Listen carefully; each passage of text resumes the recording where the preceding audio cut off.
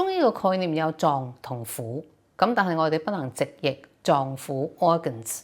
喺英文嘅世界，我哋稱之為 solid organ 或者係 hollow organ。solid organ 就係實心嘅器官，好似我哋嘅肝啦；hollow organ 就係空心嘅器官，好似我哋嘅胃。咁我哋熟習下每一個臟腑器官嘅英文嘅名稱。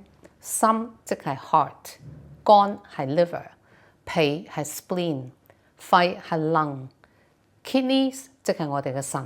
咁我哋一個特別嘅位置，一個器官叫做心包。咁呢個英文叫做 pericardium。